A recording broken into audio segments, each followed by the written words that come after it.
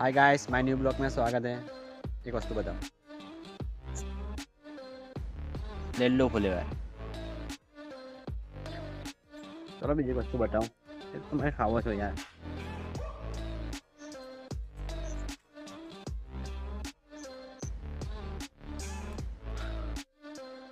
टोमेटा टोमेटा टोमेटा बे टोमेटा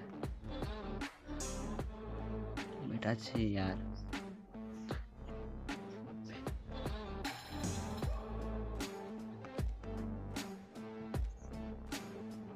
इधर गया, इधर है नहीं।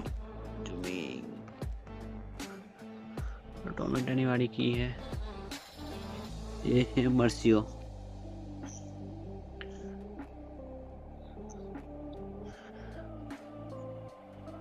मर्सियो है ने। इस मर्सी में तो फूल भी लग गए हैं। फूल लग गए फूल। टूंक समय में लग जाएंगे ये।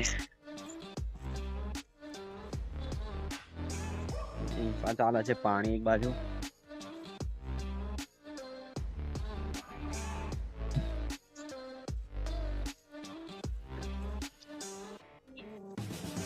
पानी चल रहा है, इसमें बच गया, इसमें चालू है।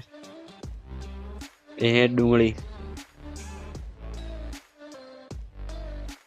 ये डूंगળી છે। આ બાજુ લસણ છે। આ બાજુ ડુંગળી છે। આ બાજુ મેથી કરેલી છે। પેલી બાજુ ફૂલો ને પેલી બાજુ મરચીઓ ને ટમેટા।